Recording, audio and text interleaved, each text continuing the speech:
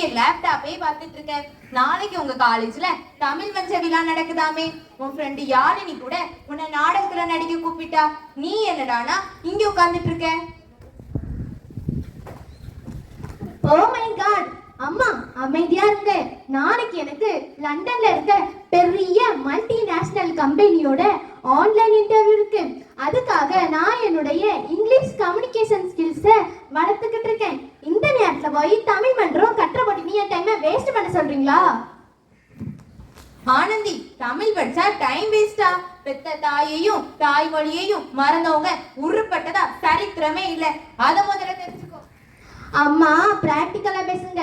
London கம்பெனிக்காரங்க எனக்கு வேலை தரணும்னா நான் இங்கிலீஷ்ல பேசணுமா இல்ல தமிழ்ல பேசணுமா? தமிழ் நமக்கு சோறு போடுமாமா?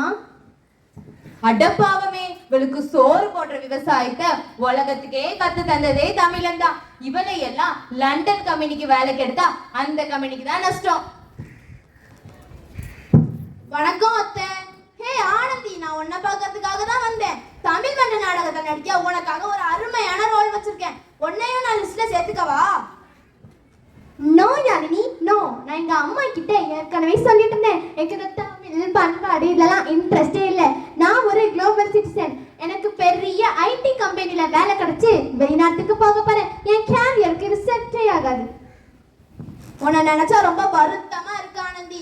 உலக அளவுல உனக்கு ஒரு நல்ல அங்கீகாரம் கிடைக்க என்னுடைய வாழ்த்துக்கள். ஆனா உன்னோட தாய்மொழியை நீ தாழ்வா நினைச்சு எங்க போனாலும் உனக்கான மரியாதை உனக்கு கிடைக்காது. என் மனசுல பட்டதை நான் உன்கிட்ட சொல்லிட்டேன். இனிமே உன் விருப்பம். நான் வரேன். அம்மா, நான் பக்கத்துல இருக்க பூங்காக்கு போய் இன்டர்வியூக்கு ரெடி பண்ணிட்டு வந்துடுறேன். ஐயோ,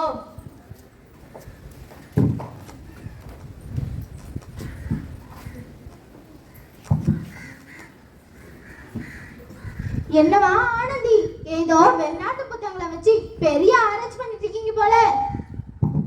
ஆமா டீச்சர், நாளைக்கு எனக்கு லண்டன் நிறுவனத்துல இன்டர்வியூ இருக்கு. அவங்க மேனேஜ்மெண்ட் பத்தியும் லீடர்ஷிப் பத்தியும் நிறைய கேள்வி கேட்பாங்க. அப்படியா? நிர்வாகத்தை பத்தியும் தலைமை பண்பை பத்தியும் படிக்க ஏதேதோ வெளிநாட்டு புத்தகங்களை வச்சிருக்க. உலகத்துக்கே சிறந்த மேலாண்மை கற்றுக் கொடுத்த ஒரு புத்தகம் உன் பக்கத்துல இருக்கே, அதை படிச்சிருக்கியா? என்னது, ஏன் பக்கத்துலயா? எந்த புத்தகம் டீச்சர்? நம் திருக்குறள் தான். ஒரு தலைவன் எப்படி இருக்கணும், நிர்வாகத்தை எப்படி நடத்தன்னு 2000 வருஷத்துக்கு முன்னாடியே திருவள்ளுவர் சொல்லி கொடுத்துட்டாரு. திருக்குறள்ல மேனேஜ்மெண்டா? என்ன டீச்சர் சொல்றீங்க? ஆமா, ஒரு வேலையை யார்கிட்ட ஒப்படைக்க வேண்டும் என்பதற்கு வள்ளுவர் என்ன சொல்கிறார் தெரியுமா? இதனால் இவன் முடிக்கும் என்றாய்ந்து அதனை அவன் கண் விடல். அதாவது இந்த வேலையை இந்த முறையால் இவன் செய்து முடிப்பான் என்று ஆராய்ந்து அந்த வேலையை அவனிடம் ஒப்படைக்க வேண்டும். இதைவிட சிறந்த மனிதவள மேலாண்மை எந்த புத்தகத்திலாவது இருக்கா? வாவ், இதுல நிஜமாகவே இல்ல இவ்ளோ பெரிய அர்த்தம் இருக்கா டீச்சர்? அது மட்டுமா, நீ வெளிநாட்டு வேலைக்கு தயாராகிற. உன்கிட்ட உலக ஒற்றுமை பற்றி கேட்டா நீ என்ன சொல்லுவ? யுனைடெட் நேஷன்ஸ் உலக ஒற்றுமை பத்தி சொல்லிருக்காங்க டீச்சர். ஐநா சபையிலேயே நம் தமிழன் கணியன் பூங்குன்றனார் பாடிய யாதும் ஊரே யாவரும் கேளு என்ற வரிகள் தான் எழுதப்பட்டிருக்கிறது. உலகில் உள்ள அனைத்து ஊர்களும் என் ஊர், அனைத்து மக்களும் என் உறவினர்கள் என்று உலக ஒற்றுமையை முதலில் உறக்கச் சொன்னவன் தமிழன். டீச்சர், நான் இவ்வளோ நாளா தமிழை வெறும் சாதாரண பேச்சு மொழியா மட்டும்தான் நினைச்சேன். ஆனா தமிழ்ல இவ்வளோ பெரிய உலகளாவிய சிந்தனைகள் இருக்குன்னு எனக்கு தெரியாம போயிடுச்சு டீச்சர். தமிழ் வெறும் மொழி அல்ல, அது நம் வாழ்வியல் முறை. பிற மொழிகளை கற்றுக்கொள்வது தவறு கிடையாது. ஆனால் சொந்த மொழியையே தாழ்வாக நினைப்பது நம் முகவரியை நாமே தொலைப்பதற்கு சமம்.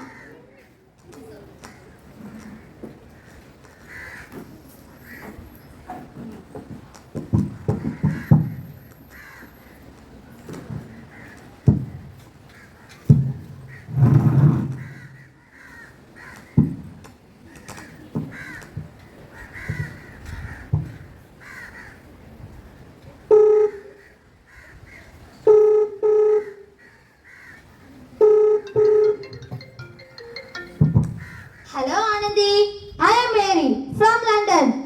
I saw resume. It's so not. I imparted one question for you. ask the question. நீங்க இந்தியாவுல அதுவும் தமிழ்நாட்டில் பிறந்து வளர்ந்தவர். உலகிலேயே மிக பழமையான அறிவியல் பூர்வமான மொழி தமிழ் என்று எங்கள் லண்டன் பல்கலைக்கழக ஆராய்ச்சியாளர்கள் சொல்கிறார்கள்.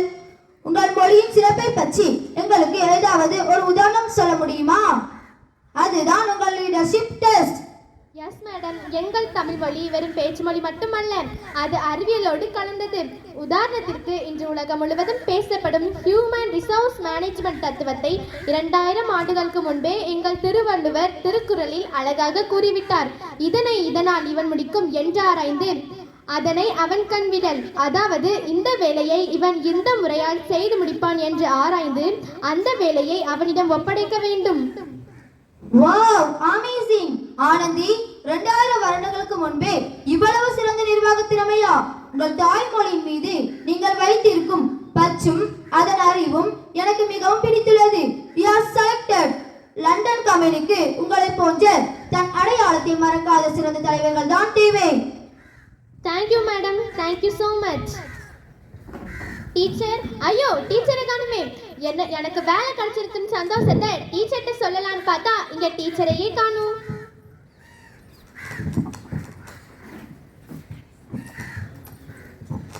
என்ன ஆனந்தி, இன்டர்வியூ முடிஞ்சுதா? என்ன ஆச்சு? அம்மா, எனக்கு வேலை கிடைச்சிருக்கு.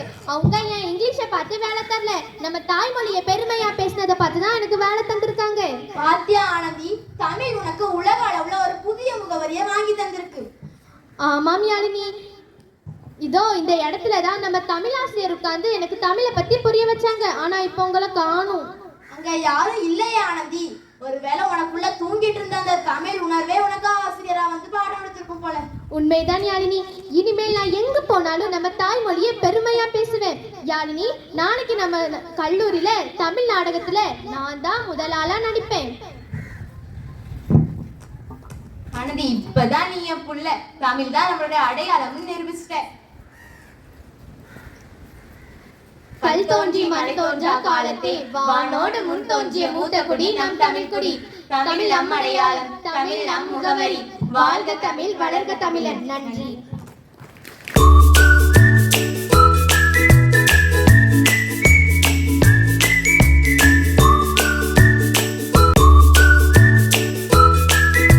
கண்மணிகளை நல்லா நினைச்சுக்கோங்க. தமிழ் தான் இனிமையான ஒரு மொழி. இனிமையான ஒரு மொழி. அதான் தொடக்கத்திலிருந்தே தொல்காப்பியரும் சரி, திருவள்ளுவரும் சரி, அவர்கள் எழுதிய மொழிகள் பழமையான எல்லாமே இந்த நூல்கள் 8 தொகை 10 பட்டு இலக்கிய நூல்களும் இலக்கண நூல்கள் எல்லாம் பேசுறது தமிழுடைய மேன்மையை, தமிழுடைய முன்மையை. முன்னோர் எப்ப பழங்கால தொன்மையான மொழி, அதிலிருந்து தான் பிற மொழிகள் மலையாளமோ கன்னடமோ எல்லாமே தோன்றது. அதில் சகோதரர்கள் சகோதரிகள் அப்படிதான் சொல்ல முடியும். அப்ப இனிமையான அந்த தமிழ் மொழியை நீங்கள் ஆர்வத்தோடு கற்க வேண்டும். இந்த தமிழ்ங்கிற வார்த்தையை திரும்ப திரும்ப திரும்ப சொல்லி பாருங்களேன். தமிழ் தமிழ் தமிழ் சொல்லி பாருங்க. நீங்க உங்களுக்குள்ளே சொல்லுங்க, ஃபாஸ்டா சொல்லுங்க பாப்போம். நான் பிரைஸ் எடுத்து வச்சு மறந்துட்டேன், யாரும் சொல்லுவாங்கன்னு சொல்லி பாருங்க. சொல்லுங்க, ஃபாஸ்ட் சொல்லுங்க. சரி, அது எப்படி மாறுது? இல்ல, எங்க எங்க ஒரு வாய்ஸ் வருது. Very good. யார் சொன்னது? யார் சொன்னது? Stand very good, very good. Clap பண்ணுங்க எல்லாரும் ப்ளீஸ்.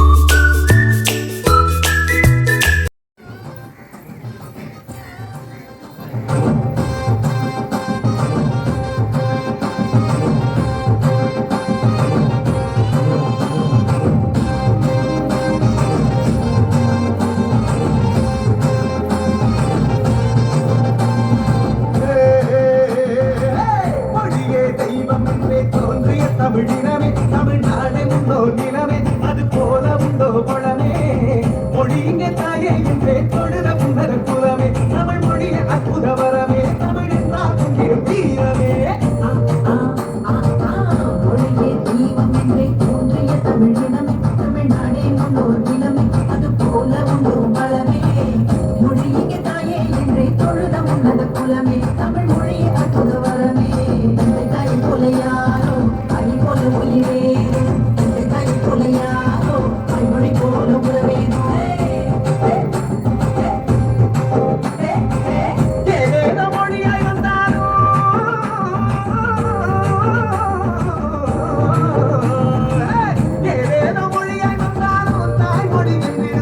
மொழிகள்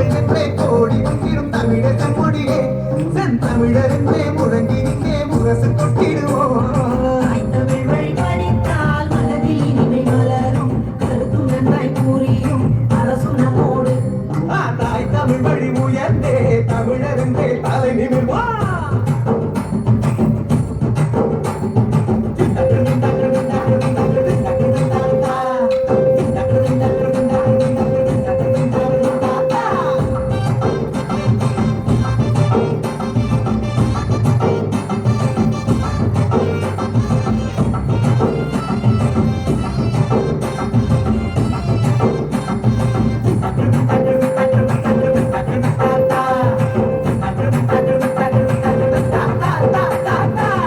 தேசிய அளவில் தமிழும் என்றிட தேசிய நூலாய் திருக்குறள் சொல்லிடுவோம் நீதி மொழியாய் தமிழும் என்றிட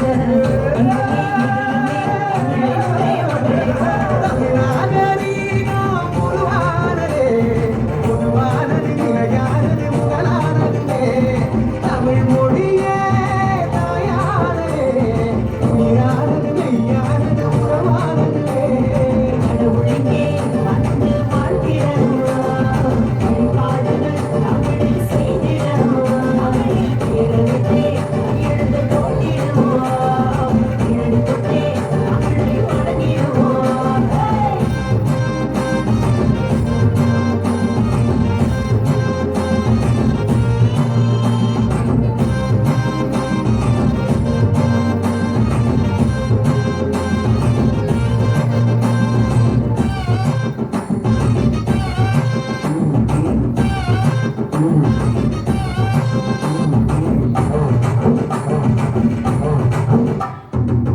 அகிலம் முழுதும் தமிழர் படித்திட தமிழின் பாடசாலை உலகெங்கும் அமைத்திட தமிழை திகமாய் உலகம் எங்குமே தமிழர் வணங்கிட தமிழ் கோவில் கட்டுவோம் தமிழர் நிலமே முதலானதே வளமானது பொன்னானது தாயானதே உலகில் தமிழன் முதலானவன் அறிவானவன் பண்பானவன் வீரமானவன் தமிழருக்கே ஒன்றாகிறோம் அல்லர் வள்ளலில் ஓரி அழகிய கொல்லிமலைதான் என் நாடு நான் வில்வித்தையில் மிகவும் சிறந்தவன் என்னை தேடி வந்து பாடும் நடனமாடும் கலைஞர்களுக்கு நான் வெறும் பொன்னும் பொருளும் மட்டும் கொடுக்கவில்லை என் கொல்லிமலை நாட்டை அவர்களுக்கு முழுமையாக பரிசாக கொடுத்து மகிழ்ந்து கலைகளையும் கலைஞர்களையும் கொண்டாடி வாரி வழங்குவதே எனக்கு பெரும் மகிழ்ச்சி. வள்ளல் பாரி எழில் கொஞ்சம் பரமொழிதான் என் நாடு ஒரு நாள் தேடி செல்லும் பச்சை என் தேடி என அருகில் நிறுத்தி விட்டேன் நெஞ்சில் கொடிக்கூடாது துண்டப்படக்கூடாது என்று இயற்கையின் மீது எனக்கு அவ்வளவு அன்பு நான் தான் வள்ளல்காரி அழகான திருக்கோவிலும் என் நாடு என்னை தேடி உதவி என்று வரும் நான் இல்லை என்று சொல்லவே மாட்டேன். வணக்கம், நான் தான் வள்ளல் நல்லி மலையில் வளம் மிகுந்த தொட்டி மலைதான் என் நாடு என்னை நாடி வந்தவர்களுக்கு நான் யார் என்று அடையாளத்தை கூட வெளிப்படுத்தாமல் நிறைய செல்வங்களை அள்ளித்தருவேன். உதவி தேவர்கள் கூச்சப்படக்கூடாதோ என்பதற்காகவே என் முகம் காட்டாமல் அவர்கள் கேட்காமலே கொடுத்து உதவுவது என் வழக்கம். நான் தான் வள்ளல் பேகன் அழகான பழனி மலைதான் என் நாடு ஒரு நாள் ஒரு மயில் குளிரில் நடுங்கின்றதை பார்த்து என் மனம் மிகவும் வருத்தப்பட்டிருந்தது.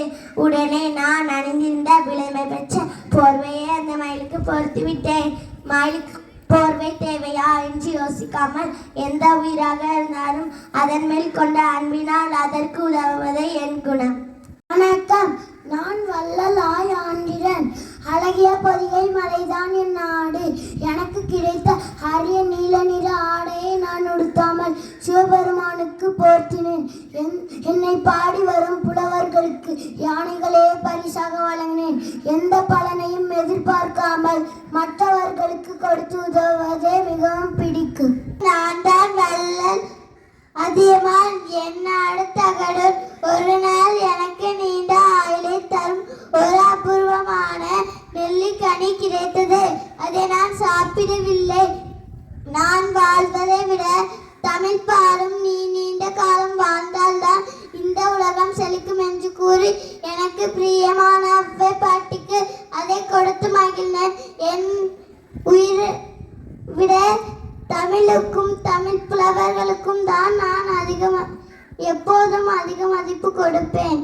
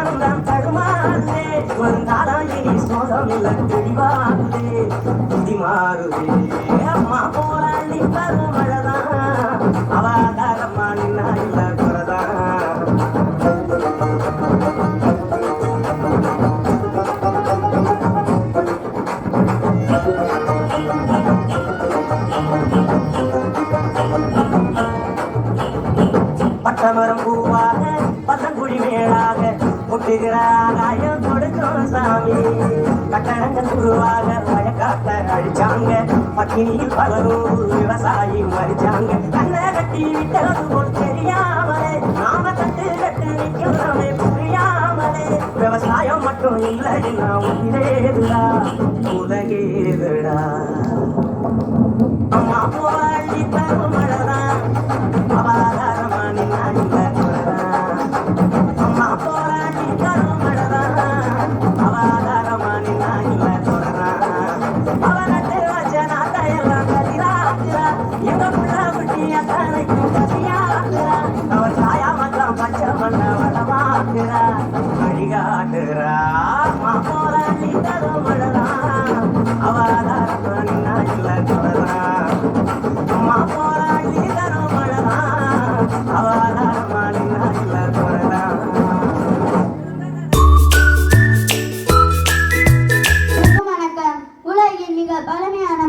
ஒன்றான தமிழ் மொழியின் பெருமையை எடுத்துரைக்கும் நாடகத்தை இப்போது காண்போம்.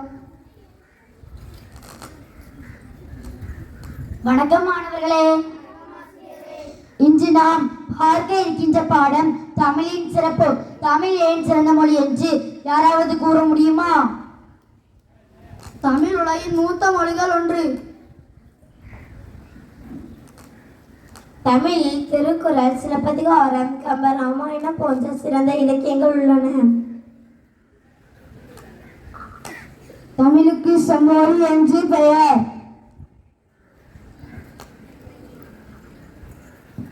தமிழ் பேசுவது பெருமை, ஆனால் பலர் தமிழை பேச தயங்குகின்றார்கள். அது மிகவும் வருத்தமானது. தமிழ் மொழியின் பெருமையை நாம் அறிந்து கொள்ள வேண்டும். நீங்கள் நூலகத்திற்கு சென்று இன்னும் சில நூல்களை படித்து வாருங்கள். நன்றி மாணவர்களே.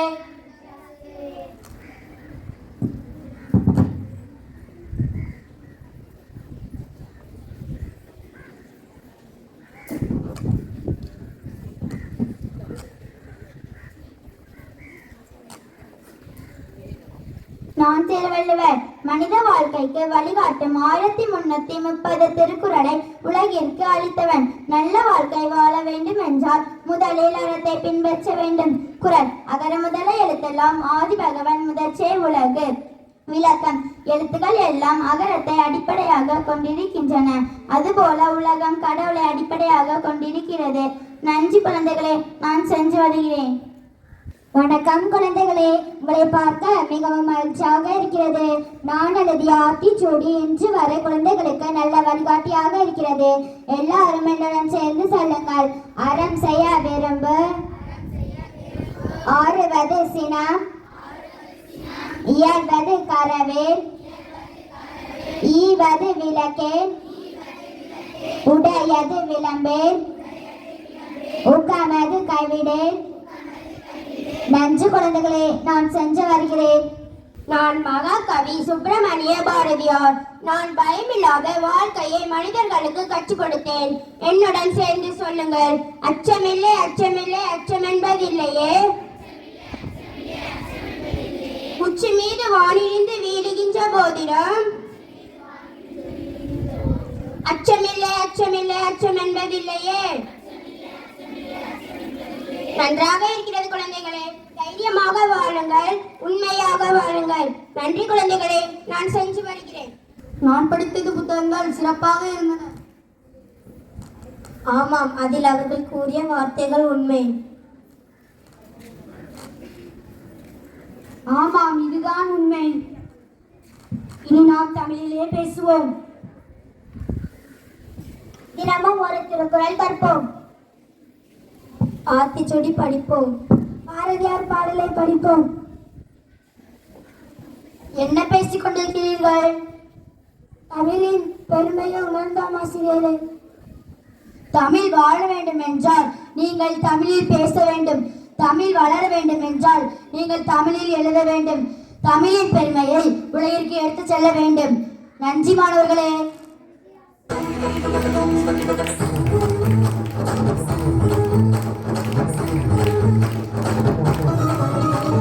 தமிழுக்கும் அமுதென்று பேர், தமிழுக்கும் அமுதென்று பேர். அந்த தமிழ் இன்பத் தமிழ் எங்கள் உயிருக்கு நேர், உயிருக்கு நேர், உயிருக்கு நேர். தமிழுக்கு நிலவென்று பேர். இன்பத் தமிழ் எங்கள் சமூகத்தின் விளைவுக்கு நீர், விளைவுக்கு நீர், விளைவுக்கு நீர். தமிழுக்கு மனமென்று பேர். இன்பத் தமிழ் எங்கள் வாழ்வுக்கு நிருமித்த ஊர், நிருமித்த ஊர், நிருமித்த ஊர். தமிழுக்கு மதுவென்று பேர், தமிழுக்கு மதுவென்று பேர். இன்பத் தமிழ் எங்கள் உரிமைச்சம் பயிருக்கு வேர், பயிருக்கு வேர், பயிருக்கு வேர். தமிழுக்கும் அமுதென்று பேர். அந்த தமிழ் இன்பத் தமிழ் எங்கள் உயிருக்கு நேர், உயிருக்கு நேர், உயிருக்கு நேர். அனைவருக்கும் வணக்கம். இனிக்கும் தமிழ் தந்து என்னை ஈஞ்ச தாய்க்கும் தந்தைக்கும் முதல் வணக்கம். அறிவார்ந்த அவைக்கும் நெறி சார்ந்த நெஞ்சங்களுக்கும் மேடையில் வீச்சிருக்கும் சொற்பொழிவுகளுக்கும் என் பணிவான முதற்கண் வணக்கங்கள். இன்றைய பட்டிமன்றத்தின் தலைப்பு மிகவும் அவசியமான அதே சமயம் சுவாரஸ்யமான தலைப்பு. மாணவர்களின் முன்னேற்றத்திற்கு அதிகம் துணை நிற்பது தமிழ் நூல்களா அல்லது நூலகங்களா? இன்றைய காலகட்டத்தில் மாணவர்கள் கையில் புத்தகம் இருக்கிறதோ இல்லையோ, ஒரு ஸ்மார்ட் போன் எப்போதும் இருக்கிறது.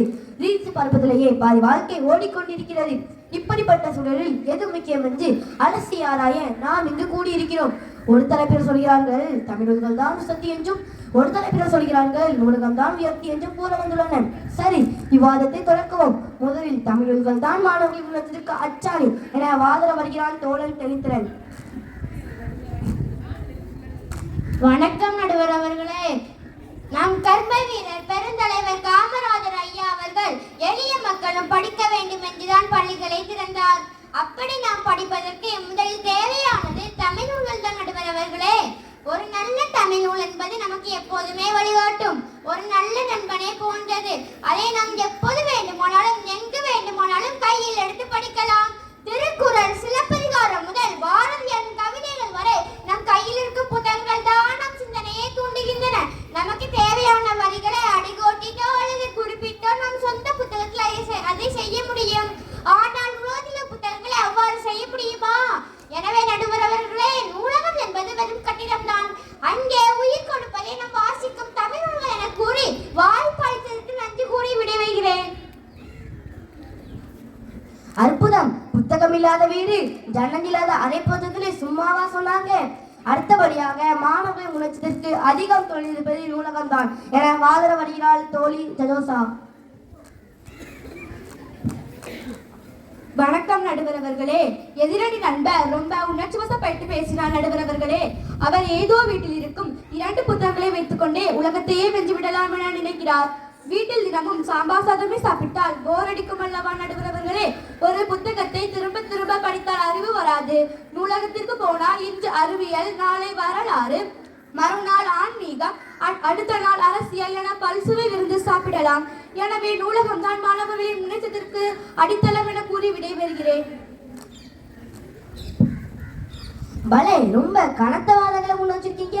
அடுத்தபடியாக மாணவர்களை முன்னேற்றத்திற்கு அதிகம் துணை நிற்பது தமிழ் நூல்கள் தான் என வாதர வருகிறாள் தோழி ரைசா. வணக்கம் நடுவர்களே. பாரதி கண்ட பெண்ணாக பாரதிதாசன் சொன்ன புரட்சி கருத்துக்களோடு என் வார்த்தையை தொடங்குகிறேன். நூலகம் என்பது ஒரு பெரிய அஞ்சலகம் போன்றது. ஆனால் தமிழ் நூல்கள் தான் அதில் இருக்கும் கடிதங்கள். கடிதம் இல்லாமல் அஞ்சலகத்திற்கு என்ன மதிப்பு இருக்க முடியும்? ஒரு புத்தகத்தை நாம் கையில் வைத்திருந்தால் நடு இரவில் தூக்கம் வராத போது கூட எடுத்து படிக்கலாம். ஆனால் நடு இரவில் நூலகத்தை திறக்க சொன்னால் காவலாளி நம்மை துரத்தி விடுவார் நண்பர்களே. புத்தகம் என்பது கையில் ஏந்தும் அறிவாயுதம். எனவே மாணவர்கள் முன்னேற்றத்தில் முதல் படி தமிழ் நூல்களே என கூறி விடைபெறுகிறேன். தமிழ் நூல்கள் தரப்பிலிருந்து அருமையா சொல்லிட்டு போயிருக்காங்க. புத்தகம் தான் வழிகாட்டும்னு அடிச்சு சொல்லிட்டாங்க. இதுக்கு எடுத்து நூலகத்துல அப்ப சும்மா இருக்குமா? வாங்க தொடர்ந்து அதிரடியை காட்டுங்க. வணக்கம் நடுவர் அவர்களே. முன்னால் பேசிய தோழி புத்தகங்களை பற்றி பெருமையாக பேசினார். ஒரு புத்தகத்தை வாங்கினால் ஒரு அறிவுதான் கிடைக்கும். ஆனால் நூலகத்திற்குள் சென்றால் ஒரே கூரையின் கீழ் அறிவியல், வரலாறு, தமிழ், இலக்கியம், பொது அறிவு என லட்சக்கணக்கான நூல்களை இலவசமாக படிக்கலாம். வீட்டில் படிக்க உட்கார்ந்தால் டிவி சத்தம், மொபைல் போன் தொந்தரவு இருக்கும். ஆனால் நூலகத்திற்குள் சென்றால் அங்கு நிலவும் அமைதியும் மற்றவர்கள் படிப்பதை பார்க்கும் போது ஏற்படும் தூண்டுதலும் நம்மை படிக்க வைக்கும். நூலகத்தில் அடுக்கி வைக்கப்பட்டிருக்கும் புத்தக வரிசைகளை பார்க்கும் போது நமக்கும் தெரியாத பல புதிய துறைகளை பற்றி அறிந்து கொள்ளும் ஆர்வம் இருக்கிறது நடுவர் அவர்களே. கர்ம வீரர் பெரிதவர் காமராஜர் ஐயா கூட தான் தமது அரசியல் வாழ்விலும் சிறை வாழ்விலும் நூலகங்களை தான் அதிகம் பயன்படுத்தினார். எனவே மாணவர் முன்னேற்றத்தின் நுழைவாயில் நூலகமே என கூறி நல்லதொரு தீர்ப்பை வழங்குவீர்கள் என நம்புகிறேன். விடைபெறுகிறேன். ஆமாங்க, நூலகத்துக்கு போனா படிப்பு மட்டும் வராது, அமைதியும் வரும். ஆனா இப்ப இருக்கிற சில பசங்க நூலகத்துக்கு படிக்க போறாங்களா இல்ல ஏசி காத்துல நல்லா தூங்க போறாங்களா தெரியல. இருந்தாலும் பல சாதனைகளை உருவாக்குனது நூலகம் தான் என்பதில் மாற்று கருத்து இல்லை. இருந்தாலும் தமிழ் நூல்கள் தான் மாணவர்கள் முன்னேற்றத்திற்கு அதிகம் துணை நிற்பது என வாதர வருகிறான் தோழன் ஆரி. வணக்கம் நடுவர் அவர்களே. என் எதிரணி நண்பர்கள் நூலகத்தை பற்றி பெரிய கோபுரம் மாதிரி பேசிக் கொண்டிருக்கிறார்கள். நான் கேட்கிறேன் நடுவர் அவர்களே, கோபுரம் என்பது வெறும் உடம்புதான். அதில் ஓடும் ரத்தமும் நம் உயிரும் தமிழ் நூல்கள் தான். எனவே நடுவர் அவர்களே,